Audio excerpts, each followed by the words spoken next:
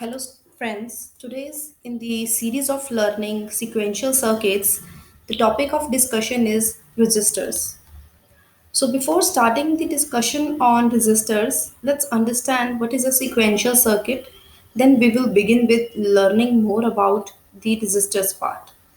So, as we know, sequential circuits are a group of combinational circuits as well as a memory element which is attached to it. Now, the memory element is there just because it is able to store some data. So, this is the block diagram of a sequential circuit where one part is the combinational circuit, the second essential element is the memory. Now, combining these two, I will be able to provide certain input values to the combinational circuits, and some input values would also be coming from this memory element, right? So ultimately, I would be able to get some result or output based upon these input values being provided. Now, clock is also playing an important role here. We know that whenever the clock will be high, the sequential circuit will actually operate or will show some value. So, the sequential circuits have various examples like flip flops, resistors, and binary counters. So, today we will discuss in detail about the resistors and their types, which are present within the digital electronics. So, while understanding about what is a resistor, the first thing is that these are collection of binary storage elements. So, very important point here to understand is that the building blocks are the flip-flops only. If we remember what is a flip-flop, the flip-flops has the ability to store one bit of data, right? So if we know that, we will combine these number of flip-flops together. So I can simply say that a group of flip-flops combined together are representing a resistor. So these consist of a group of flip-flops with each flip-flop which is capable of storing one bit of information. So this is the full-fledged definition of a resistor. Now, how could we determine the size of a resistor? So if a resistor is consisting of a group of, let's suppose, four flip-flops, so I could say that this particular resistor is of size 4 bits, right? So an n bit resistor has a group of n flip-flops. So definitely, again, I will be repeating the same. If there are n number of flip-flops present within a resistor, then the size will be of n bit. Okay, the size of resistor will be n bit. Reason being, resistors are just the grouping of flip flops. So as soon as the I will determine the number of flip flops available within the resistor, so I could say that that is the size of particular resistor, and it is capable of storing any binary information of n bits. So if a resistor is, let's suppose the value of n here is 6, so there is a resistor. So I could say that in this resistors there are in total 6 flip flops present. Okay, this is 1, this is 2, this is third, next fourth flip flop, fifth flip flop, and the last one. So the idea is that this entire grouping will depict that the size of resistor is 6 bits. So as simple as it is. So let's learn in more detail about how the resistors are designed, right? And how we are working with the load inputs. Means there is a resistor, let's suppose this one, okay? So this resistor is of size 4 bit, as it has been mentioned within the slide also, right? So a 4-bit resistor is already having some data in the form of A0, A1, A2, and A3. Now, I want to update the information on this resistor. Let's suppose this resistor is having the name R. So how I can do that? So any new value, the transfer of the new information into the resistor is referred to as loading the resistor. So there is a key term, resistor load. So what does it means? Let's suppose there is a new information I naught which I would like to replace here for this A naught. Similarly, a new information is I1 at the second position. I2 similarly is this I3, right? So the idea is that if I want to load a new data into this existing register, then I could say this is a term named as register load. So how it will be done? So the 4-bit register load is actually shown in this diagram. I will explain this diagram just within a second, within 1 or 2 minutes.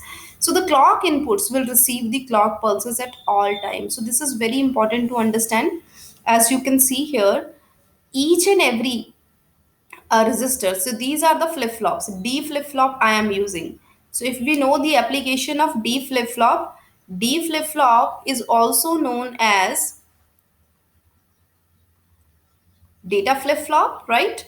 So if we know that it is a data flip flop, it means it will work like whatsoever the value I will provide it in the form of input, I will able to generate the same value as an output. So let's suppose this is I naught, this is I1, this is I2 and I3 information, and these are the group of flip flops. So I could be determining this is a resistor like this. Okay, so if there is a resistor, D resistor I am using, so whatsoever input I will be providing to this D resistor, whenever the new clock pulse will arrive, what will happen? This entire value, this value of A naught, A1, A2 and A3 will be replaced with the new value. So this is what is the idea. So it is a very simple example of demonstrating a resistor. So this is how we can demonstrate them. Whenever we will use a resistor, we will be combining all the flip-flops together within the clock pulse. This is the basic requirement. Now, there is a next topic which is also very important to understand. The name of the topic is the resistor with parallel load. Now, what sort of operations I can perform within a resistor? Like right now I have learned in the previous slide that I can load a new data, right? Now, not whenever the clock new clock pulse arrives, every time I am loading a new data.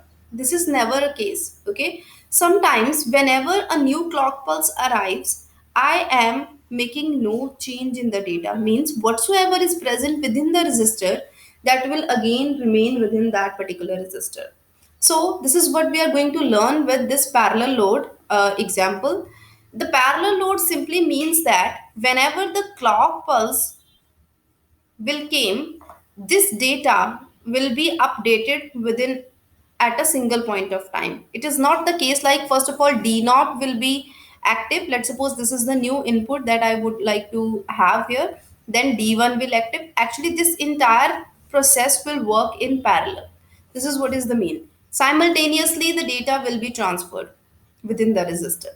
So in this particular example, what we have considered is that there is a load input, an external input in the form of load. So this is a new data in the form of new information is there, which I would like to update. Okay, so this information, the name is D0, D1, D2 and D3. So the old information which is already available within the resistor is actually nothing but Q0, Q1, Q2 and Q3. Now the case can be like I want to replace this Q0, Q1, Q2 and Q3 with the new data, being it D0, D1, D2, D3, or when the clock pulse will arrive, the next clock pulse you could say, the same data will get updated again. But the data will remain the same here. Okay. So how this case will be determined in case of the parallel load? The entire circuit will based upon this load bit. If my desire is that I want to update a new data, right, then what I will do is I will set this load bit to be equals to 1. So what if I want the same data should be generated, same data should be placed within the resistor, then I will set this load input to be equals to 0. Load active means new information will come within the resistor. Load inactive means the old data will retain, means no change you could say. So how does this entirely works is very simply, simplest example is written here. If the load is equals to 1, the data in the four inputs are transferred into the resistor with the next positive transition of a pulse. Okay. So whenever the load bit is equals to 0, what will happen? The data inputs are inhibited and the outputs of D flip-flops are connected to the input. Now, what is the idea here? How I am demonstrating this idea that there will be no change kind of condition and there is a new data bin there? The no change kind of condition can be generated because these flip-flops or the resistors, being a sequential circuits, are responsible for providing us the feedbacks, right? So feedback is nothing but the output of any particular data or any particular flip-flop can become the input of the another flip-flop also, or of the same flip-flop also. So this technique, this particular characteristics of the sequential circuits I will be using here. Let's understand it how this entire thing is working in more detail. So what it has been required is, again I am saying, this is a load bit, right? So this is the new information and this is the information which is already present in the resistor. So let me demonstrate this with the example also. Here it is a resistor. It is of size 1, 2, 3, and 4. 4 bits, right? So the data is of Q0, Q1, Q2, and Q3. This is the data which is already available within the resistor. So what I will do is, I want to update this data with the new information, being it D0, D1, D2, and D3. So what I will do? First thing is, this load will be set to equals to 1. Then this is the entire internal arrangement I need to do before sending the data to this D flip-flop. Okay. So these are the 4 D flip-flops, just because the size of resistor is 4 and all the flip-flops are connected together via a common clock pulse. This has also been required because this is the property of a resistor. Now, what is this arrangement? Let's understand that. If load bit is equals to 1, it means this one value is moving like this, right? So 1 is coming here. This value is nothing but D naught. Okay. So D naught dot 1 is ultimately going to generate D naught as an output. So if I look here, once this load bit whose value is 1 will get inverted, it will become 0. And the second input to this AND gate is nothing but the feedback circuit. Okay. So Q naught dot 0 will be 0. So 0 plus D naught will ultimately lead D naught as an input to this D flip flop. So what will happen? So this Q naught will be replaced with D naught. Simultaneously, because the clock is same among all these 4 set of flip flops, so what will happen simultaneously? This again, this one will lead here. Sorry, this one will come to this point. One here, okay. So this inverted value in the form of 0 will come. This is Q1 and this will be D1, right? So definitely D1 will move ahead, D1 will move ahead, and similarly D1 will be part of this. Same is this case. You can analyze this by yourself also. This is Q2, this is 0 value, this is D3, this is 1. So ultimately D3 will be the output. Same as in this case, I will get 0 here, D4 here. So output will be, output of this OR gate will be D4. The input to this flip-flop will be D4. So ultimately the output of this particular flip-flop of D flip-flop will be same as the input. So this is how entirely this entire procedure will work. Now let's understand about the second situation. If the load bit is equals to 0. So what will happen in this case? So now the case is that the load bit is equals to 0. Okay, let's understand that the load bit is 0. So in this particular case, here what I am having is 0 value. This is nothing but D naught.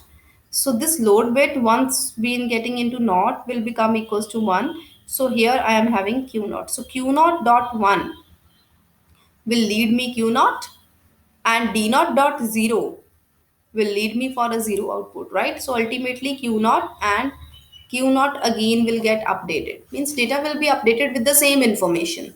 Same is the case for the others too. So what I am going to have is now this particular input value of the load is now equals to 1 because it is getting inverted here. The rest value, the next value which is coming directly from the input of load is becoming 0.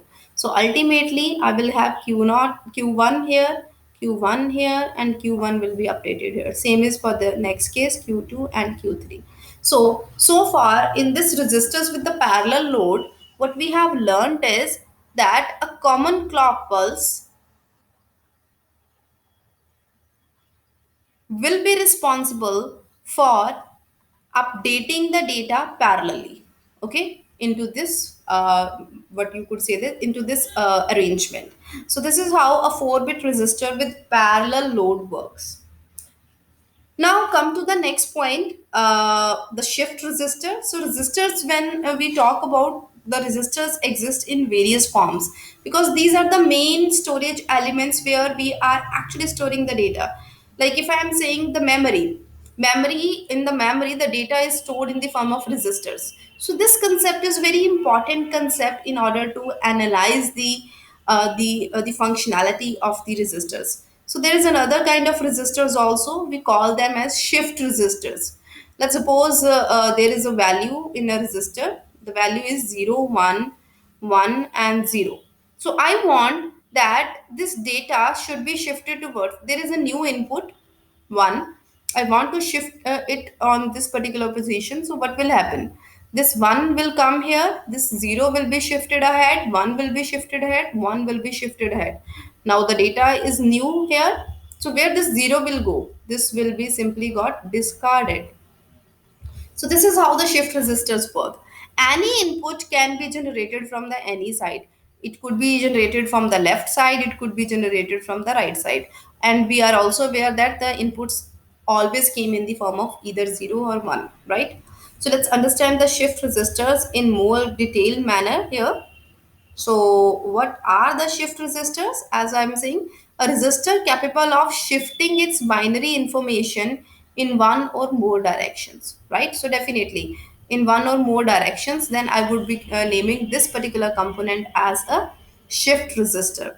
So, the logical configuration of the shift resistor consist of, so how we configure them. So it is nothing but a chain of flip flops, right? So this is how we are representing them. All the flip flops are connected together. See, when it is a shift resistor, so what will happen? I am saying I want to transfer this 0 to the next bit position, this 1 to the next bit position, and so on, right? So how it will happen? Until unless this D output is connected to the other output, D input of the flip flop, I would not be able to get that. So this is how I'm getting it.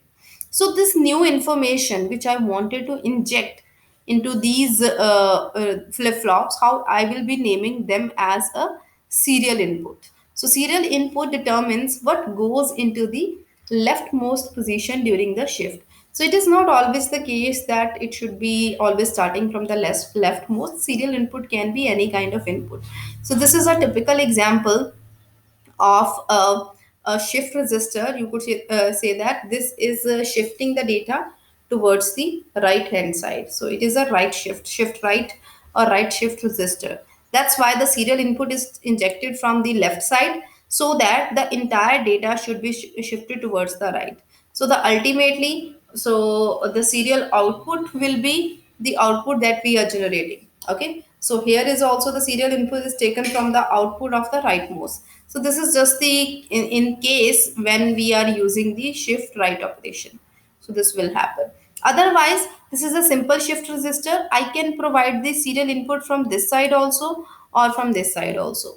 So the idea is that if this is a shift right operation, right? So the serial input will come from the left hand side, because if it is been injected from here, only then the data will move towards the right.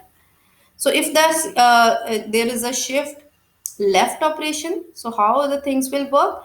Then the serial input will come from the right hand side. So I need to provide the information from this side so that it should be moving towards the left hand side. So this is how this entire shift resistors functionality will work.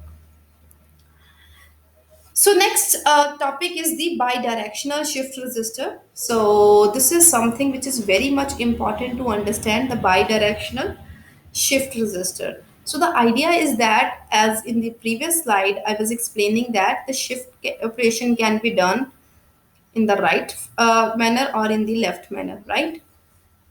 So along with that, what we have also learned that we can update the value with the new information, or we can load a new data also. And along with that, we have also learned that there can be a no change kind of condition also, which could be existing within the resistors. So how we can work with this facility is, so total there are one, two, three, and four cases arrived. So bidirectional shift resistors are the resistors whose function table is described as below. Means within the function table we will be using some mode control or the selection lines, right? So these selection lines are 0 0 0 1 1 0 and 1 1 only. Reason being, I am having the four operations only. So at any point of time I can provide any particular operation. Like I could assume that for 0 1, let's perform the shift right operation, and for this 0 1, for this 0 0, let's perform shift right. For this 0 1, let's perform the shift left. Let's suppose this is the case. Here let's suppose it is a parallel load, and this is, let's suppose, no change. So I have completely changed the meaning, right? So what I need to understand is I have to actually design the circuit diagram. So in order to design the circuit diagram, it is very important that I am clear with this function table, what has been demonstrated within the function table. So before starting understanding about how we can design a bidirectional shift resistor which is capable of performing these four operations, here is one more point. If you can look here, this right operation is also known as downshift operation. So let's understand that thing. What is this downshift operation? So let me delete it because we will cover it in the later part. Okay, not here. All right.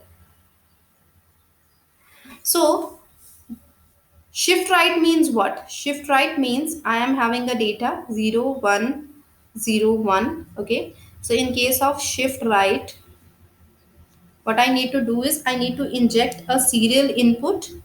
Let's suppose the serial input is 0. So 0 will replace this 0, and this 0 will move forward 1, then 0, and this 1 is getting discarded. So this is the new output. So if I could see that, if the same arrangement, this was an arrangement in a vertical order. If the same arrangement, if the same resistor is arranged like this, 0, 1, 0 and 1, and the serial input I am providing is again the 0. So how it will work? This 0 will replace here, this 0 will move downwards, and this 1 will move downward, and then this 0 will move downward, and this 1 will get discarded, right? So ultimately the output will remain 0 0 1 0 only, 0 0 1 0 only. So idea is the shift right operation is equivalent to the downshift operation. It is very important to understand, because sometimes within the question of bidirectional shift resistor, instead of writing shift right, I can also get the question like shift down or shift up. Same is the case for shift also up also. So again, let's suppose I have to perform shift left operation. So what I will do, in order to perform shift left, so what will happen is I need to start inject the serial input from the right hand side. Let's suppose it is 0 here again. So what this 0 will do, this 0 will come here, and this 1 will move ahead, then this 0 will move ahead, then this 1 will move ahead, and ultimately this 0 will be discarded, right? So same is the case if the same data is been placed here in the form of 0 1 0 1, and I am injecting a serial input from the downside, the same 0. This 0 will move here, it will lead this 1 to move ahead, right? So data is actually shifting up towards upside, right? So that is why This particular topic is also known as the shift left is also equivalent to up shift operation. So here it was moving towards down, so that's why the name was also the downshift operation. So I hope that you have understood all these four kind of situations within a resistor. So let's understand how I can design a bidirectional shift resistor with the parallel load, whose you could say that where I have to perform all these kind of operations. Okay, so the idea will be like the diagram will be depicted in this form. So, in order to understand how I have designed this idea, this particular diagram, so I have provided a simple layout here. So, this is nothing but the function table. Okay, this is the function table, and this is the next part is the operation. So what I need to do for this, because either one information can be transferred into the resistor at any given point of time, right? So what I did is, because I have a combination of four input variables, so what I will do is I will be making the use of mux here.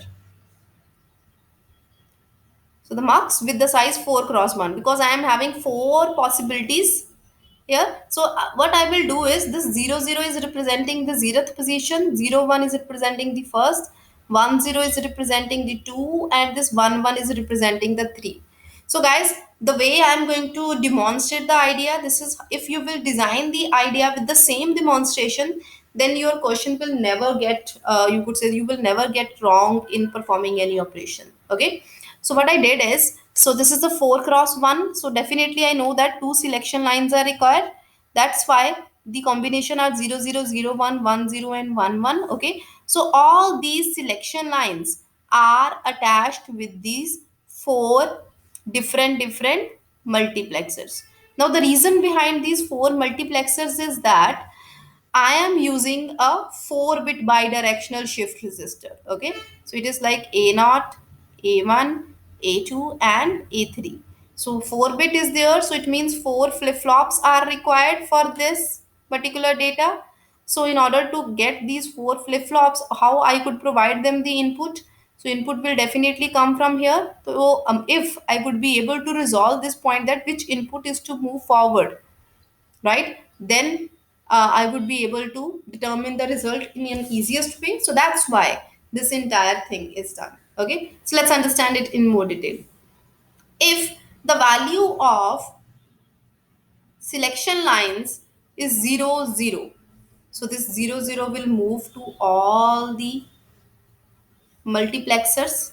Okay, so now please listen to me here carefully. For 0 0, I think I said there is a no change in the data, no change in data at the 0th pin of a multiplexer. So this is the 0th pin of every multiplexer, 0 0 0 0 up to 3. I have marked these pins, so I have shown you this.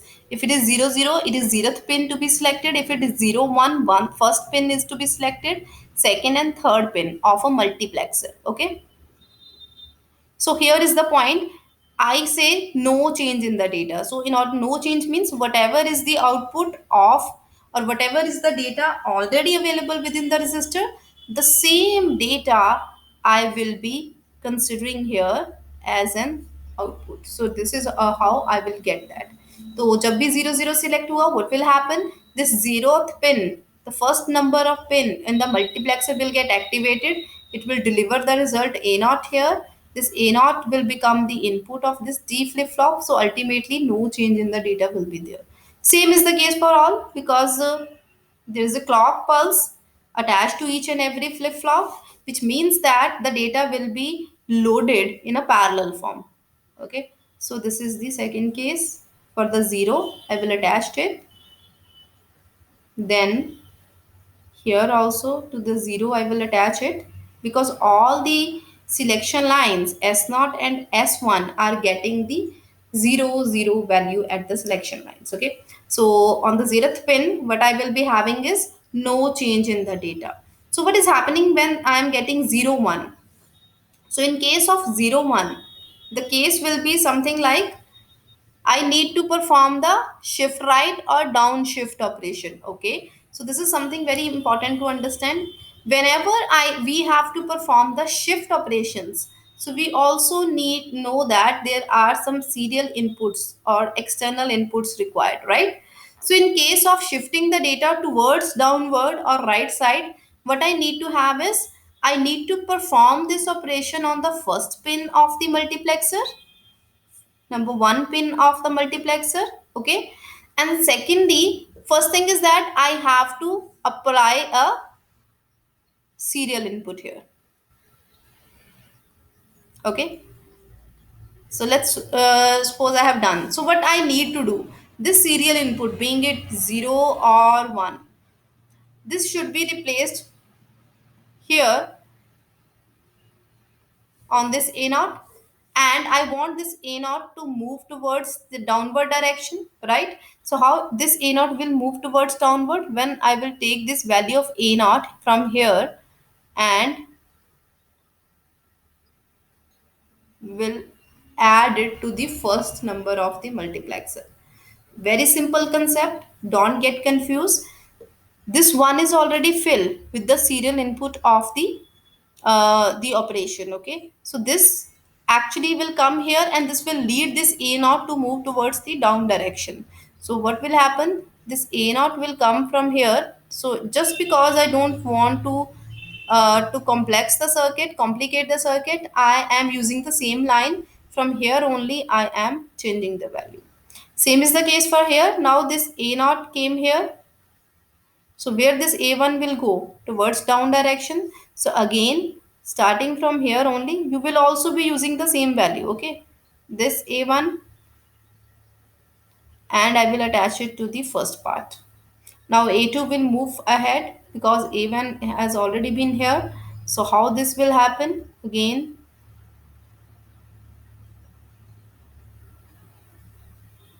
to the first part.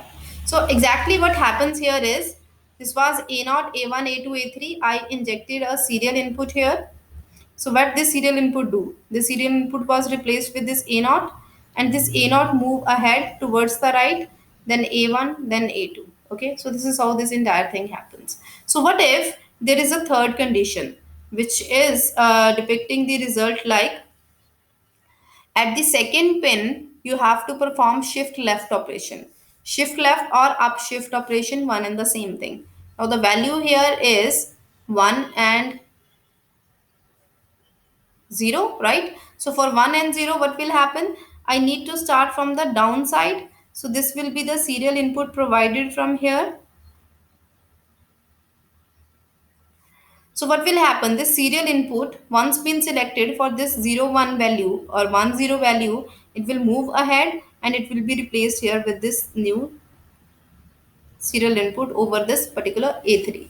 So what will happen to this A3? Now this A3 have to actually move towards upside direction. So what I will do is I will take this value of A3 and then attach it to the second part.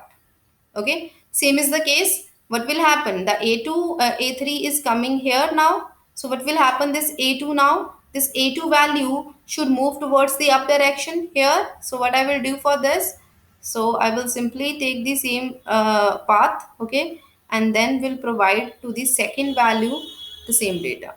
Now A2 came here, the A1 should have to move ahead. So similarly, it will be attached with this second method.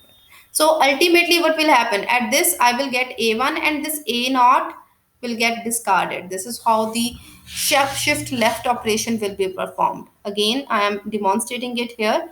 A naught, A1, A2 and A3, right? So what will happen? The input will be provided from this side. So what it will do? It will actually shift the data towards the left hand side. So if the same data is being placed like this, A naught, A1, A2 and A3. So what will happen? The input would be provided from the last side.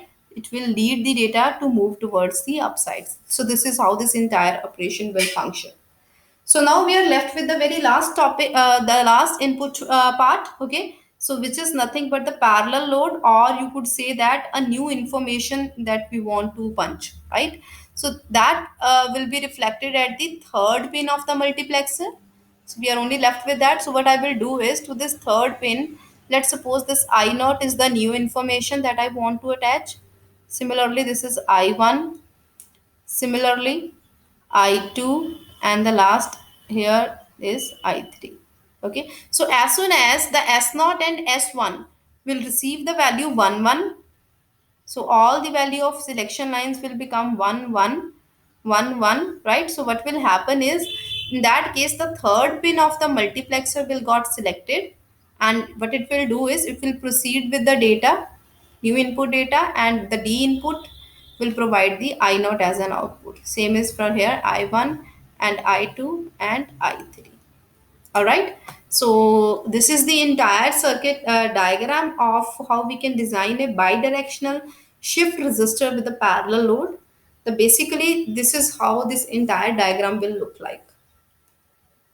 It is very simple approach. The normally the question came in directly 10 marks for the this bidirectional shift resistor. So guys, if you have any doubt, you can ask me your queries in the chat box. Thank you so much for joining the session.